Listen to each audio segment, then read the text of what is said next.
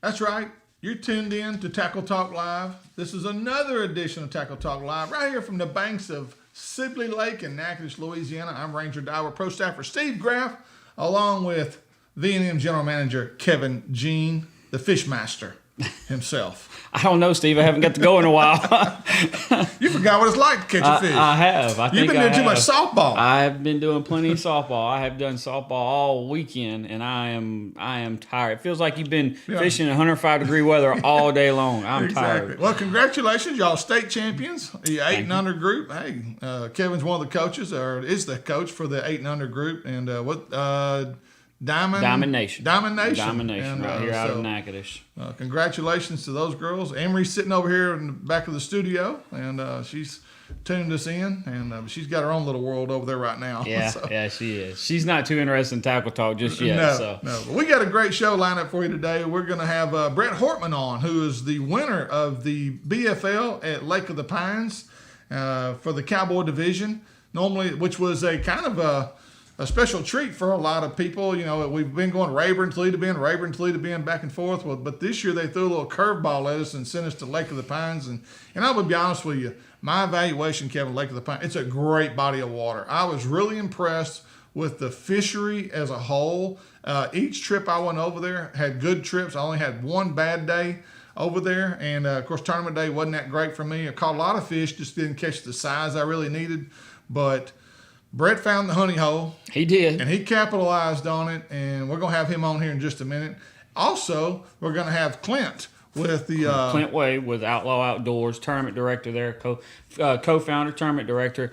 You know, we're going to talk everything Sam Rayburn, from opening fish tournaments back up to weights being a little down last couple of weeks over there. Tournament he has coming up. Maybe, a lot of big tournaments coming up in the fall. The Bassmaster Open over there, kind of how Rayburn's setting up for those type of tournaments. So we're going to break down Sam Rayburn with Clint and really dive into everything we got going on. Yep. And so we got a lot to cover. We're going to talk about the Collegiate National Championship, who won that. We're going to talk about the BASS Elite Lake Eufaula. The Elite Series, the big comeback by Buddy Gross. We're going to talk about the MLF with Jordan Lee winning $200,000. I need to call. I called Jordan and trying to get a loan from him because he's going to become a darn banker for somebody. That guy. He's doing really well. Congratulations to all those guys, Buddy and Jordan, for your success this past weekend. Real quick, though, Kevin's going to tell us about our sponsor, and we are looking for more sponsorship. If you're interested out there in possibly becoming a sponsor of Tackle Talk Live, we're very reasonable. You'll get a lot of exposure. We've got a lot of people following us now, and we'd love to have you. So just contact us either on Facebook. Either way, we'll just get in touch with us through Facebook. We'll get back to you and make sure we get you a packet as to what the sponsorship's all about. Tackle Talk Live would like to welcome the Boat Shop as our newest sponsor. Mr. Raymond Kidd and his staff take great pride in keeping your boat and motor performing at its best. A certified Yamaha dealer and home of the best motor on the market today, the Yamaha Show. They also carry one of the best aluminum boats around, Sea Art. So stop by 2410 Sanford Avenue in Shreveport and let the Boat Shop take care of all your boating needs. You can give them a call at 318-402-0399 or go to ShreveportBoatShop.com.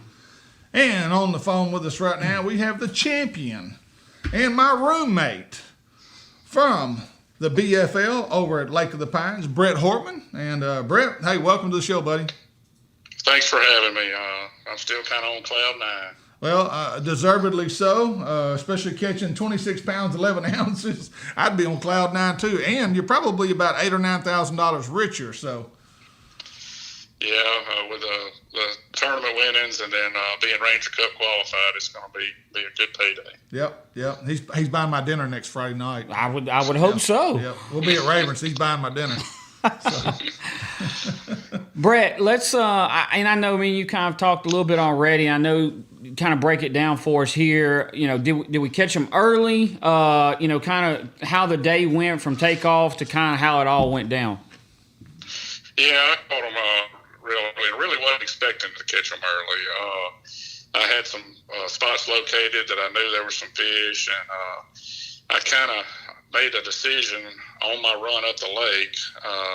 I knew two of the spots could possibly be kind of community holes, and so I was concerned with people being on them.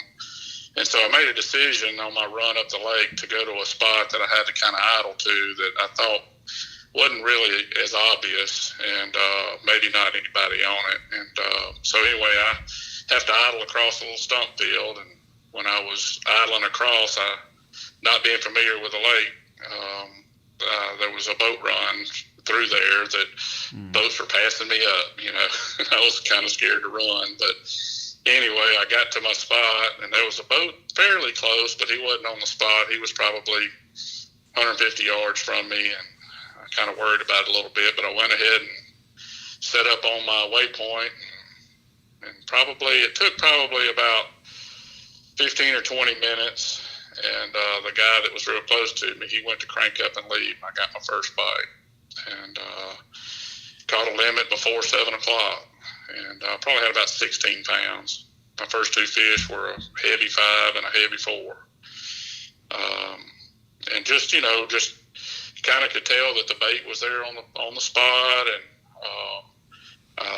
you would get bit and maybe get 2 bites in a row, and then it would get kind of quiet. I even would tell my co-angler, I'm gonna give this another hour, and maybe move to another spot that I have, and about 15 minutes would go by, and I'd catch another good, and really I didn't really catch a fish under 3 pounds out of that hole. Wow. Now, Brett, was it a spot that, as the day went on, and as you well know, the boat traffic got absolutely pretty crazy and insane out there on Lake of the Pines? And so any main lake spots that guys had, I really felt like you were kind of at the mercy of the boat traffic. And was you worried about that? Were you in a spot you were kind of tucked out of the way from that?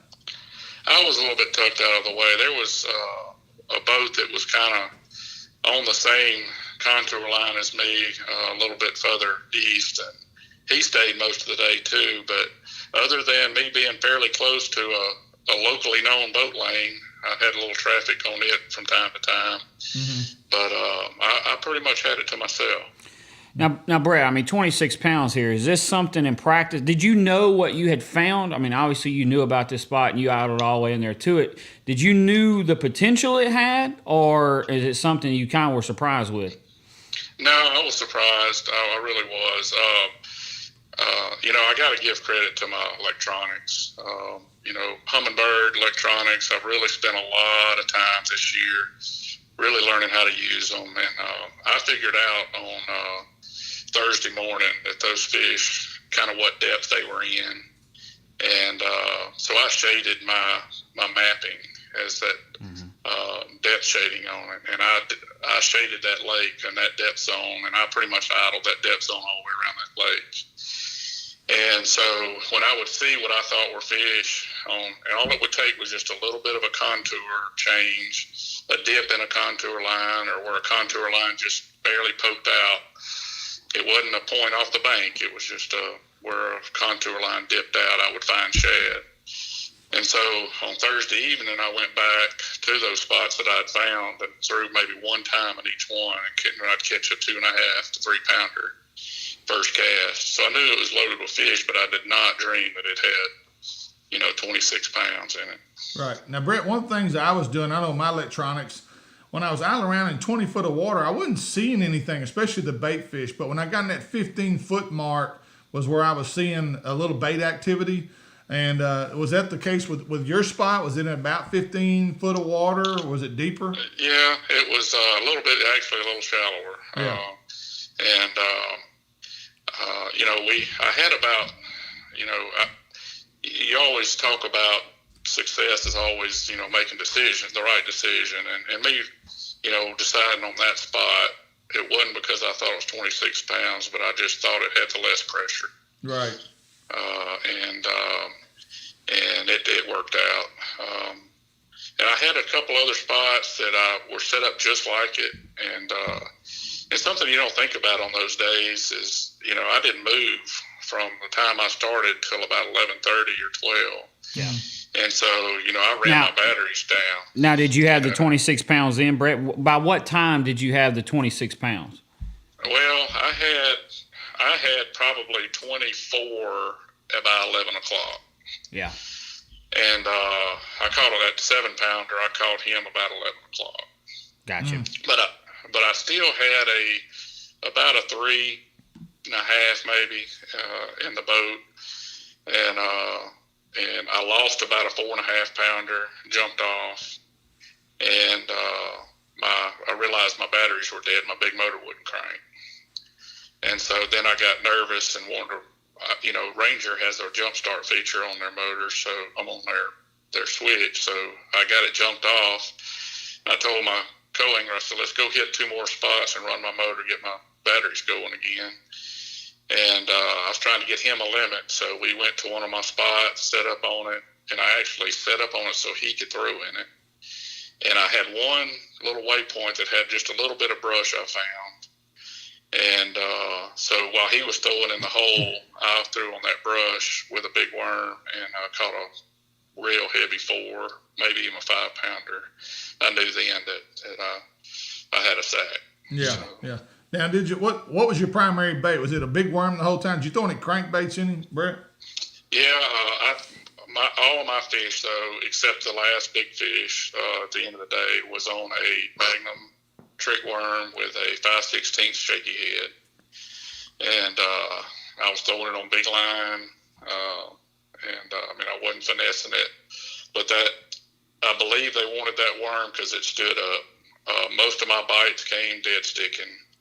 It wasn't working the bait. Yeah. If I could throw it in the hole and just let it sit there, they would just walk off with it. Pretty brutal fishing, but that's how they wanted it. And I would pick up a crankbait. I had another interesting story there.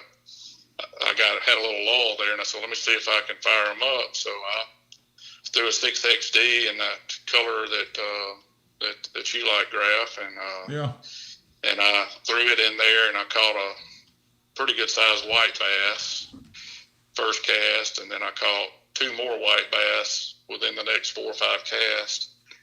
And the last one I caught, when I got him up to the side of the boat, about a 4-pound bass was chasing.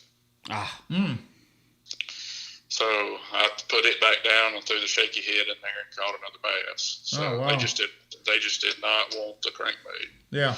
And I found that to be the truth because I caught, and Brett knows, I caught a lot of my fish pre-fishing on a crankbait. Yeah. And I'm telling you, I could not. I caught 1 fish Saturday on a crankbait. I heard that from a lot of guys that were practicing. They were and had good practices on moving baits. But by what I'm hearing now, the tournament, the way it lined out, they were not chasing on Saturday. They were not chasing. Yeah. Not for me. I couldn't get them to chase anything. So, well, Brett, anything else you want to add to the story? No, just What do you think of the lake overall, Lake of the Pines? Oh, I think it's a very healthy lake. One thing I've noticed, and I don't know if you noticed, but when you lipped one of those fish, they had meat even on their jaw. Yeah. I mean, they were really thick, really healthy. I don't know if you noticed on your electronics, the bait is really big bait. Yep. You can tell it's real healthy fishery. So I saw some big thread fins. Yeah. And so it's got for the lack of cover, I idled a lot of ground. Yeah. And I originally went over there to find treetops, and I never found any with any substance to them. Right. And so for the lack of cover, to have that many fish, it's a tribute to the fertility of the lake. Well, I was surprised at the weights that actually came in because everybody I talked to on the lake that day, and I talked to probably 4 or 5 guys, and they were struggling. I mean, everybody I talked to, I got 1 fish, I got 2. They were struggling, and I thought, okay, well, if everybody's struggling, it's not just me. And I had 4 I had my main 4 by 11 o'clock. I'm just trying to catch that 5th, and I'm hoping it's a big kicker. But do you think a lot of guys went up the lake to that 259 bridge and above? Do you think a lot of them made that run? I believe they did. I could see most of the main lake most of the day, and like I said, I didn't have a lot of people around me. Saw a lot of running, but as far as people set up, I didn't have that many folks around me. Right. And for us being 4 tournaments going on, there had to be a lot of them going up north. That's what I think too. That's a small lake to have that kind of pressure that it had on it Saturday. There's no doubt about that. And it had pressure. There were boats everywhere. And you have recreational boats there on Saturdays too. And Right. I was telling my co-angler, I always brag about my Ranger boat and how good it handles rough water, and it about beat me to death out there because the recreational boat waves are coming from every different direction. Yeah, I told Kevin a while ago, it was like being on a bad day on Rayburn. I mean, it was just absolutely brutal running across the lake. It beat you to death. I don't care what kind of boat you was in. That's right. So, well, hey, man, congratulations and good job. And I'm looking forward to dinner next Friday night. So, all righty. Congrats, thank y'all Brett. for having me. Thank All you, right, sir. Brett Hortman, winner of the BFL at Lake of the Pines and Cowboy Division. So, well, it's always good when you can get a win. You know, it just kind of boosts your confidence, and plus when you do it with your electronics, Kevin, it just kind of makes you realize that, you know, trust your electronics. You know. So I think Brett trusted electronics, and he went back to those fish he found, and it turned out to be a really good deal. So now we're going to switch gears. We're going to head south of Lake of the Pines, and we're going to head on down to Sam Rayburn and Mr. Clint Wade.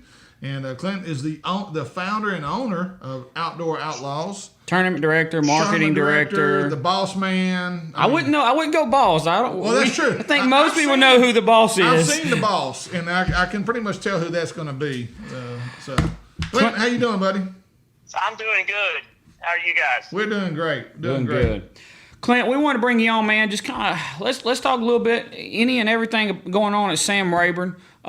You were the first tournament, large tournament scale to come back, full throttle since all this COVID-19 stuff, and kind of want to get your input how things were going. I know y'all are doing the drive-through weigh-ins right now, and everything. Just kind of give us a rundown of how how that's went for you so far, and kind of getting everything back going in the tournaments. Well, Kevin, you hit the nail on the head. We were the first major tournament trail to be back on the water and get a permit from the Corps of Engineers. And as you already said, it was for a drive-through weigh-in format. And to my knowledge, there's never been one done before on Rayburn. And we crossed our T's and dotted our I's as well as we could, but come game day, we had 324 teams, which was the biggest tournament that we've had to date. And then you combine that with the fact that we're doing a weigh-in format that we've never done before. And Stacy and I prepare, I can say this with confidence, we prepare no matter what we're doing as well or more than anybody I know. And there's still that fear of, did we do this? Do we have the right people in the right place? And we did a pretty lengthy video leading up to the tournament on Facebook of how the process was going to work. We had graphics on our website showing it. And guys, I couldn't have asked for a smoother weigh-in. And it wasn't only because of our staff or because of our forethought. It was because of the anglers. They come in, they were very aware, I don't want to use the word obedient, but they were very aware of what they needed to do, and they realized that there was a lot riding on the success of our weigh-in, not because of Outlaw Outdoors, but more importantly, when I got my permit from the Corps, they basically told me, we're going to have eyes on you, and if you fail, we are very likely going to pull the permit for Texas Team Trails 2 tournaments the next weekend after us, ABA's permit, which is this coming weekend, and then my Average Joe tournament was this past Saturday, so that permit would have been pulled. So you didn't have any pressure on you going into that event? No, you're saying? No, man, it was just fun and games, and maybe no pressure, but I'd sure had some mad people at me had we really screwed that deal up, but it went as smooth as we could ask for. Now, Clint, talking to Sarah, I was not able to attend, but I've talked to several that has fished that event, the first event. So the drive-through weigh-in, and y'all are airing the weigh-in live, correct, on your Facebook page? Correct. So you got guys in their trucks, in the AC, watching the weigh-in live as they're in line. They know what everybody's weighing in, and then they just pull right up, weigh their fish, jump right back in their truck. This has to be something that the anglers that I've heard is they're really enjoying. the word on the street now is people are coming to me. My fishermen are coming to me saying, "When's the next drive-through waiting?" Right. Yeah, Fault yeah. these guys. Yeah. Well, and there's only so many places, Clint, as you well know, like this past weekend at Lake of the Pines for the BFL. We couldn't have done that. There's no way. The park wasn't set up for that. It just wasn't a conducive location for that. But Sam Rayburn, both Castle Boykin and the Humphrey Pavilion are both capable of handling a good drive-through. I'm very fast to give kudos to both facilities on Rayburn. We're so fortunate to have, like you said, Castle Boykin and the Humphrey Pavilion that can handle a big crowd. Hands down, Humphrey Pavilion with that big parking lot plus that big grassy pasture it gave you enough area to, we had a 10 lanes to where we staged boats coming in, but we also had that overflow area, which was our plan B had we got really crowded. Right. Right. So I can't take all the credit because we had a venue there that was very conducive to that format. Right. Well, now, Clint, another thing, Kevin, I think we wanted to talk about was, so many of these circuits, and we have taken a black eye over the last couple of years with fish kills at summer weigh-ins. And one of the things that you've done that I like what you've done is gone to a 3-fish limit. I'm hoping more circuits take the same avenue that you've taken on that. Well, and you started your 3-fish limit. I know you do it in the summer. Of course, winter and spring, you go back to your 5-fish. But this past weekend in the Average Joe, you guys switched to your 3-fish format, correct?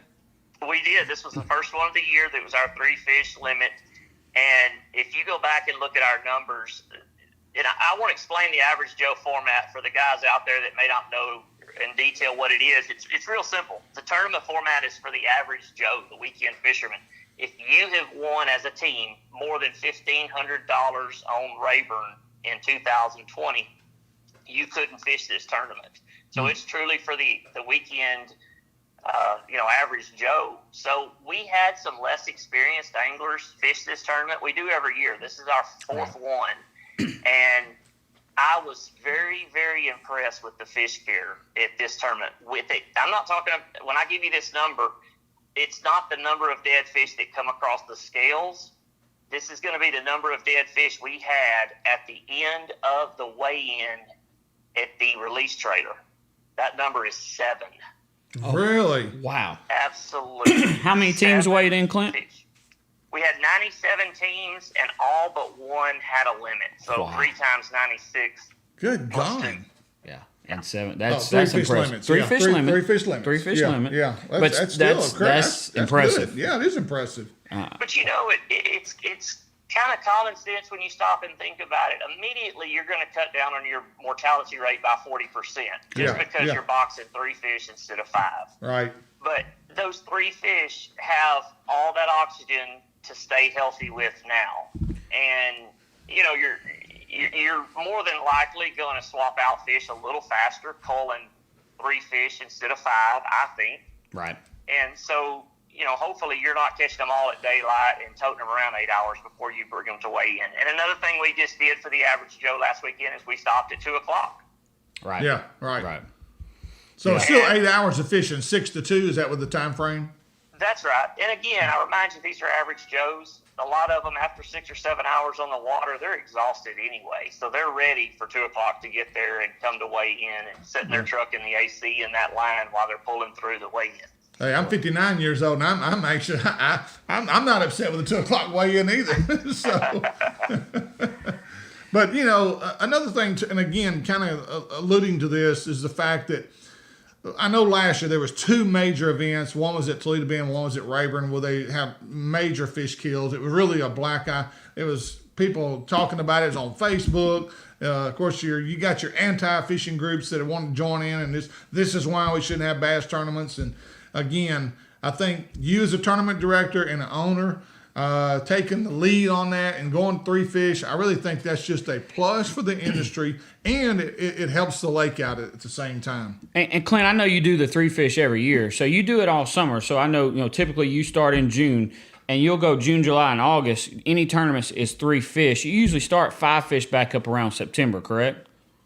depending upon the summer. If it's a hot summer, I'll tough it out till the middle of September. A lot of times, Kevin, we do your V&M tournament, and you're the first 5 fish tournament that we do when we come back. Yeah, and that's usually mid-September, and we've never had a fish kill problem during that event there. Right. So I think mid-September, that time, September time's a good time to go back to the 5 fish limit. Hopefully fish are starting to transition at that time. Yeah. So, well, Clint, one question I got for you too while I've got you, again, as a tournament director, you see tournaments, you see a lot of fish come through. What has made Rayburn, why does it continue every weekend to produce those really good bags of fish? You would think at some point that we would just be wearing the fish out and they just wouldn't want to bite anymore.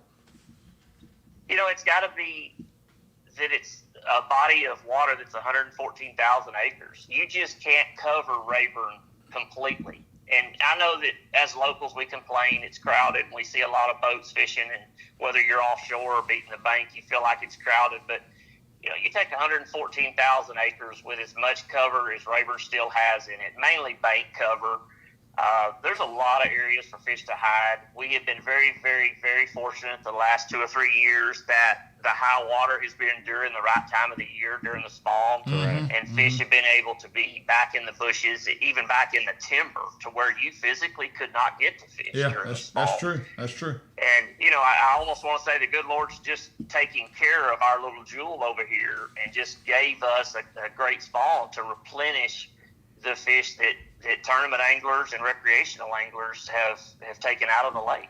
now on that note, Clint, the past 3 weeks, the first through 5 weights from, if you compare this year to last year, they've been about the same. They're on the same neighborhood. But I feel like, in looking at weights, the bottom half of the checks, the guys that get checks, is a little lower than it was last year in the last several tournaments. Give me your opinion on that. You're exactly right, Kevin. A lot of us are discussing that over here. You still see the 25 to 30 pound bags come in. I think that's what it's taken to win most of the tournaments. Maybe Texas Team Trail might have been a little bit lighter. Yeah, and even your average Joe this past weekend, 3 fish was 18. Right. Yeah, so they're on pace to weigh in 30. That's 3 6-pounders. Right. Mm-hmm. I want to. There's everything that we talk about, of course, is just an opinion or an educated guess here, but I'm going to blame it on pressure. I don't think we've had any kind of a fish kill. I don't really think the fish are unhealthy in Rayburn. I'm going to really contribute a lot of this recent downward turn in heavy weights to COVID-19. And I know that's going to make you giggle for a second, and it's not directly to the virus, but there's been so many people that are either A, working for home, or B, maybe they weren't essential employees, and they got to spend as much time as they wanted to on the water. Yeah, that's true. And those fish, in my opinion, become acclimated to Monday through Friday and then Saturday and Sunday. And they lost their time clock. They lost their internal mechanism that says, you know what, it's Friday night or it's Saturday morning because of all this noise. Yeah. It became noisy 7 days a week. That's true. And it shut them down. I really think it shut them down. I think that the bigger fish became smarter and became to where they realized I need to feed at night a little bit more. And they're still there. They're turning up. Stacy and I will catch one every other weekend or so, and they're still coming to weigh in. The fish look good. We are seeing the typical post-spawn, I call them battle wounds, on the fish. They kind of got the sores on the sides and stuff, but that's every year. That's nothing new. So I don't think it's anything that we need to be concerned about as fishermen, or even like Todd Driscoll, the biologist for Texas Parks and Wildlife. He's not concerned about anything. Right. It's just kind of like everything else that's going on in the world today. It's self-inflicted by us humans. Right. No, I agree with that. And but also we can take a turn on that, Clint. For you, you've seen the best numbers you've seen ever that you've seen in tournaments, and of course, me being in the fishing industry, the whole fishing industry is seeing a turn for the better with all this, because people can actually go fishing. That's the one thing they've been able to do is go fishing. But now, like you said, that puts a lot of pressure on the water and on the fish. Yeah. And as y'all know, Toledo's not fishing real Correct. good right now. No, it's not And fishing worth a flip. To be honest. So you're getting all those Right. guys over there. Yeah, you get a lot of people coming. And what that's done is it's taken I'll use the term average Joe again.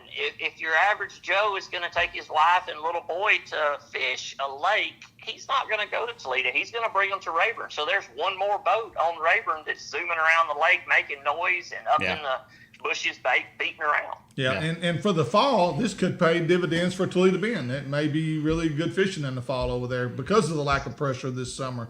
Now, For sure. this you've got a tournament coming up this weekend. 2 tournaments. You got 2 tournaments. This Two weekend. tournaments. You got a busy weekend this weekend, right, Clint? We do. One of these is actually a regular scheduled event, but the one Saturday is the Outlaw Team Series number 4. It's a makeup tournament because of the coronavirus we had to postpone, but it is Saturday, and because of the crowded calendar at Castle Boykin and at Humphreys, we've had to play musical chairs and move some events around, but the Outlaw Team Series number 4 is Saturday at the Castle Boykin Pavilion. And then Sunday is our annual Father's Day tournament. And we have a $1,000 incentive. And thanks to Cumberville Vet Clinic for being part of that. They've done it every year for us. That incentive is for the highest place in father-child or grandfather-grandchild team that fishes in the tournament. So it's an open tournament, but we just incentivize the Father's Day part of it. Now, how many are you expecting for your team series, Clint? If I had to guess right now, Steve, I would say we're probably going to be in that 250 to 280 range. I don't think we'll get the 324 that we got 2 weeks ago, just because the fishermen have kind of got their fix. Yeah. But in the same breath, I don't know that we won't get over 300 because of what Louisiana is still doing over there. Y'all are locked down. There's no big tournaments happening. Not tournament-wise, yeah. No, tournament-wise, we're shut down over here.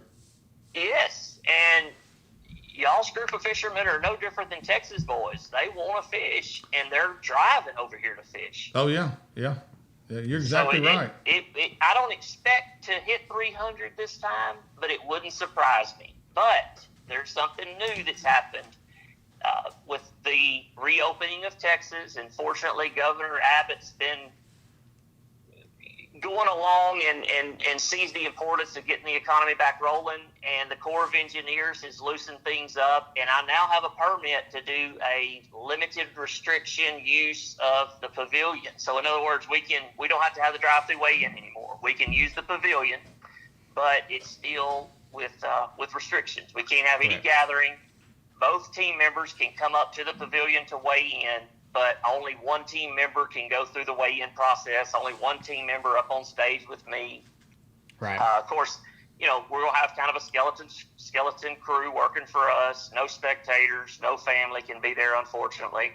So, I don't want to refer to it as the new normal because I don't like that term. I think it's, I'm just saying it's semi-normal. We'll be back to good before long. Well, I know the BFL that took place at Lake of the Pines this weekend. I participated in that one, and they really spread the field. We had 9 flights for 122 pros and co-anglers, and the first flight was 2 o'clock. The last flight was 4 o'clock weigh-ins, and they spread them out about 15 to 20 boats per group. And I'm telling you, when I got in at 4 o'clock, I was thinking I'm going to have a line to wade in.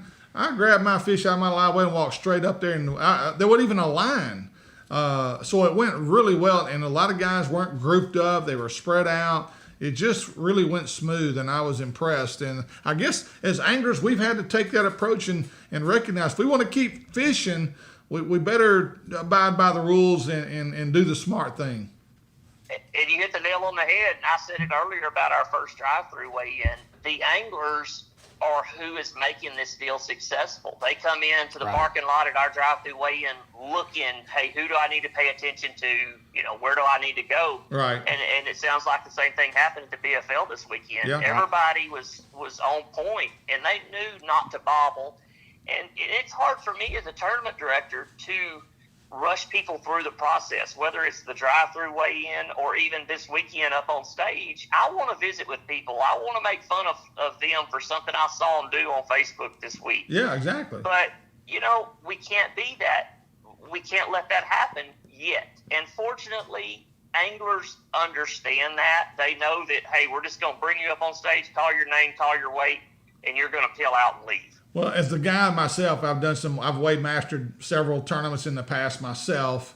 And you're kind of an entertainer a little bit. You know, you want to kind of keep the crowd going and get them into the, the spirit of what's going on. And Clint attempts to be an entertainer. Well, we'll go with that. I can relate to Clint, but my point is now you don't have a crowd to really cater to. There's nobody really out there except a few mom and pops that are out there for the weigh-in. It's not like the big gatherings we used to have. Now, I think the Facebook Live is helped out a bunch. Oh, I think that's a great idea. Yeah, I like that. It is. But y'all can relate to this. You don't feed off of a camera, right? No. like you do off of a live audience. Oh. And there's a fear factor there because with a live audience, I can start a joke or say something funny, and I can read off of people, or Stacy will elbow me, and I know it's going south. Yeah.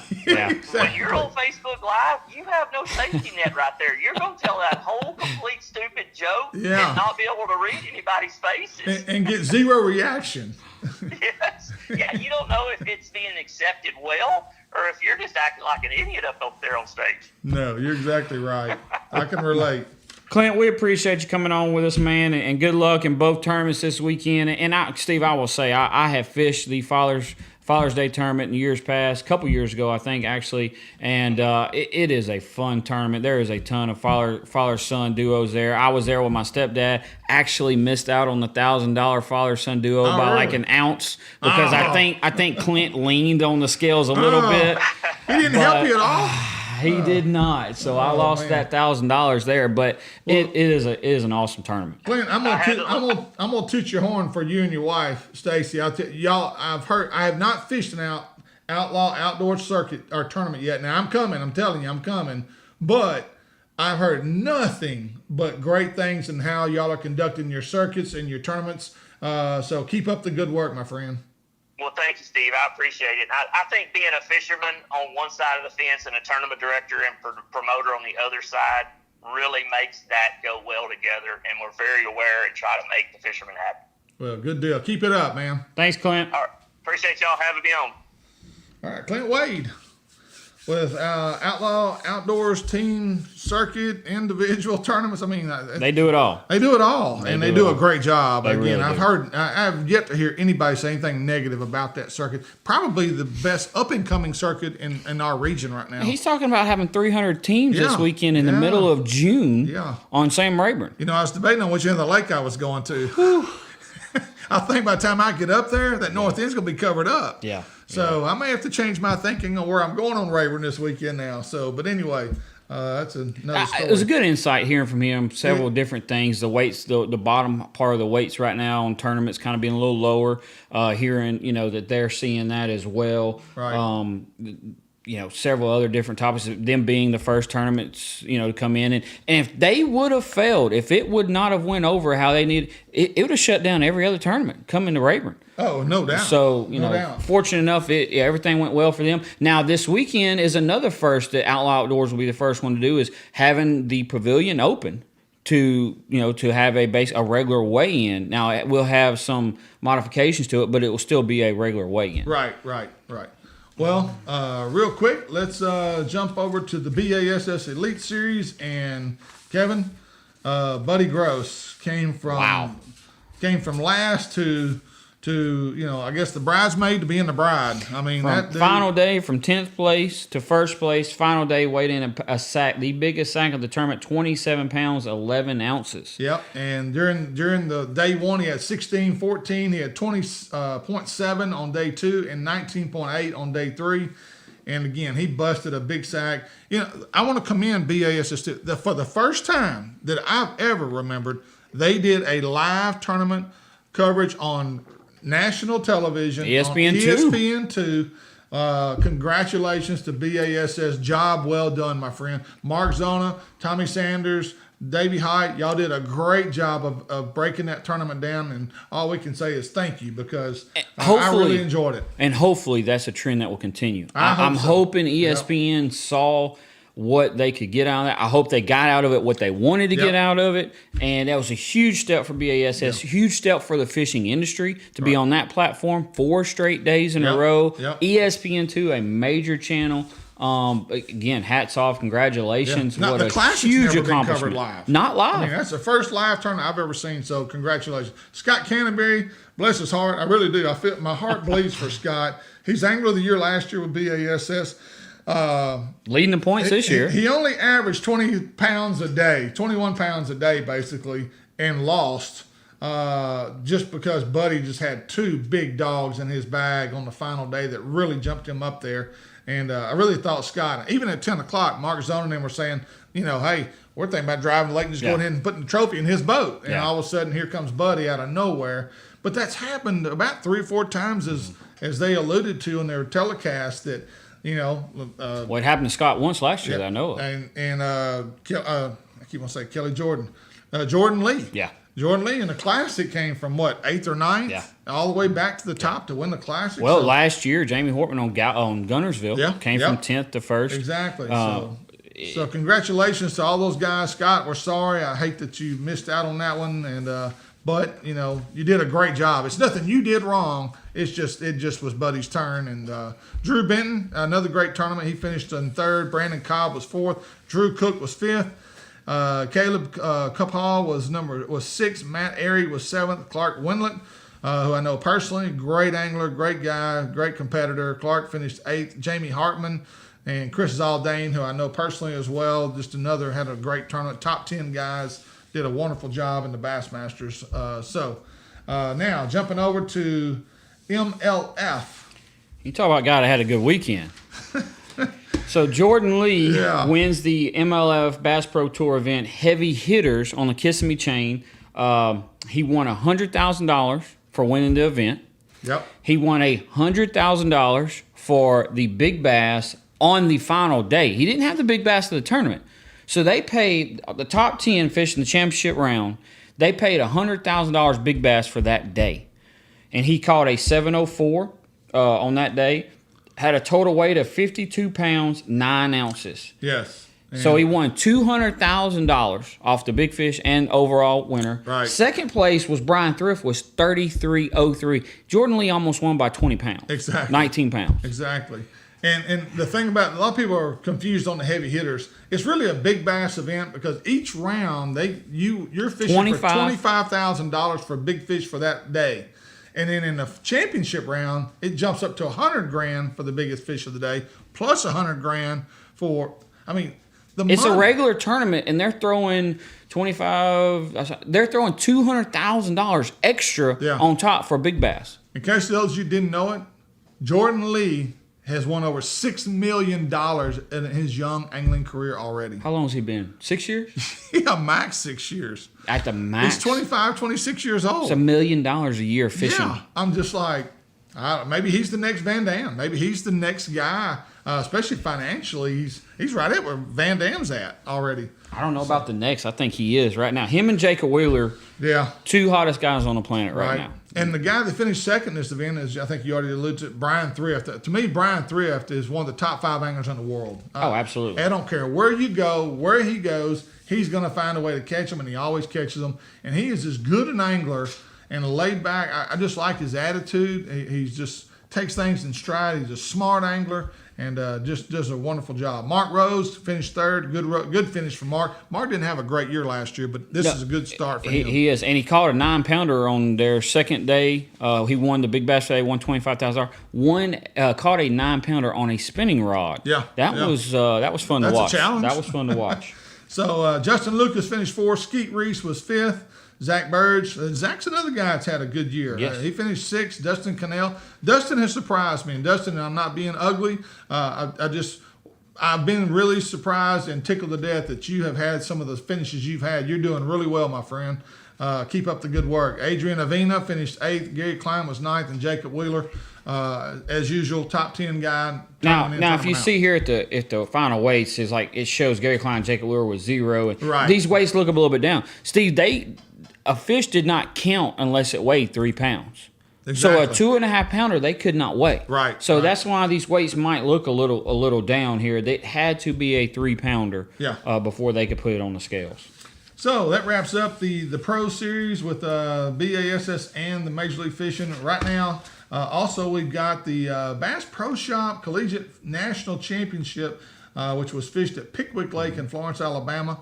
Bryan College won it. Bryan College, I believe, is in Tennessee. Correct. And so they won with 10 fish. It's a 2-day event, 10 fish, 10 bass alive for $35.99. Second place was Campbellsville University. I think they're out of Kentucky. They were $34.63. University of North Alabama was third with $33.71. Dallas Baptist University out of Dallas, Texas was fourth with $33.66. University of Buffalo was fifth with 33 pounds even. Adrian College was sixth.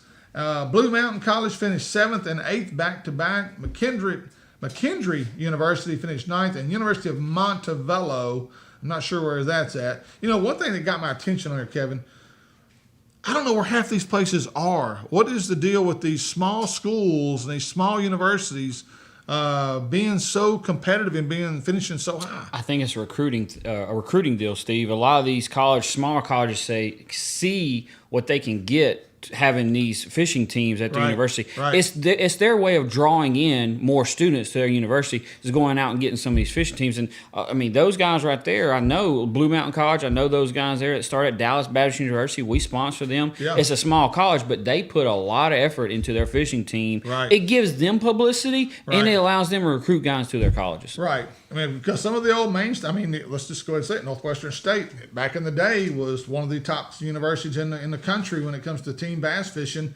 LSU out of Baton Rouge was 13th. Bethel, which is a full scholarship program that they offer full rides. East Texas Baptist Baptist finished 15th. They offer full rides for fishing scholarships. Stephen F. Austin was 17th, and they in the past, especially back when back when I was in. Yeah, and back when 07 to 2010, they were. What's his name? I've totally drawn a Casey. blank. No. Who? Casey? And Stephen F. No. There's been a line of them at Stephen F. Austin. He's fishing the FLW tour now. Anyway, Andrew Upshaw. Yeah.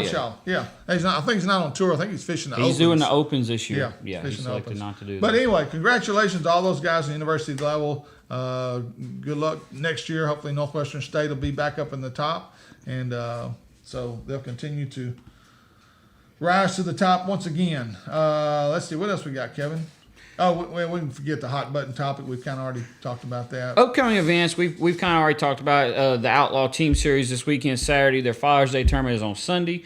Then Saturday and Sunday, also on Rayburn, is the ABA event. They have two separate events, one on Saturday, one on Sunday. One is a makeup. And then coming up June 28th, the Bass Champs Shootout on Sam Rayburn. Right. So the next few weeks, Sam Rayburn still will not have a break.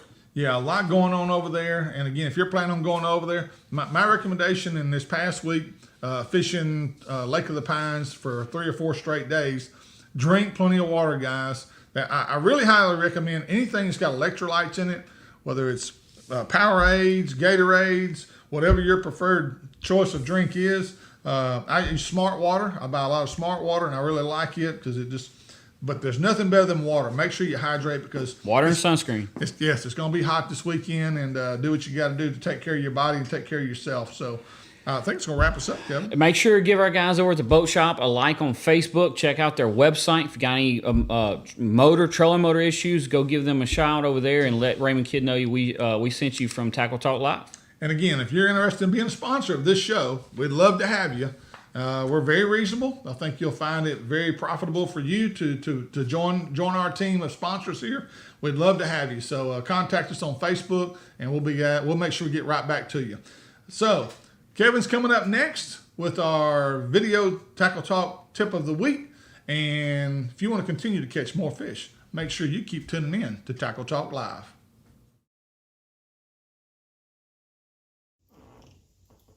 Hey guys, Kevin here, your Tackle Talk Live weekly tips. Want to talk to you this week about storing your umbrella rigs, whether it be in your rod box or on your front deck during the day while you're fishing, just to simply get them out of your way. on the front deck. If you've got all this mess out and about, it's hard to store other rods around or on the deck with them. My biggest pet peeve is it's just they're hard to travel with when you're putting these in the rod box. I like to have one rigged up. These things take forever to get rigged. I like to have one rigged up traveling so I can put it in the rod box so it's ready to go.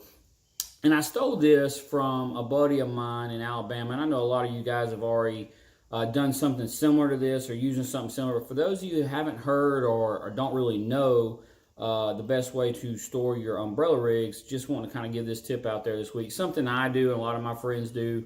We use a zip tie.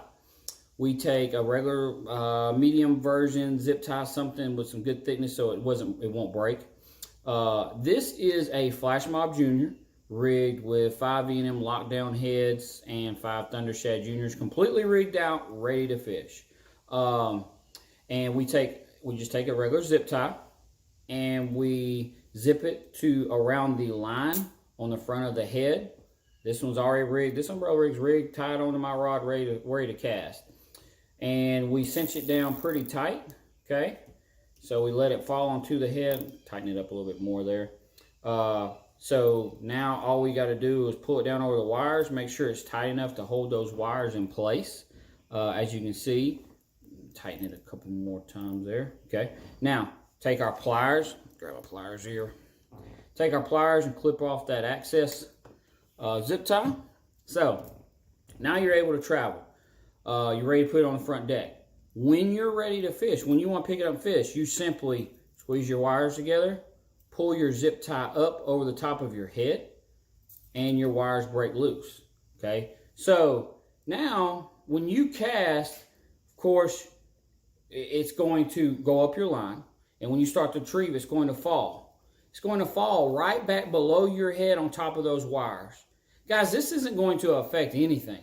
It's not going to affect your hookup ratio. It's not going to affect the way the swim bait runs. It's not going to hurt anything. That zip tie is sitting on top of them wires like that.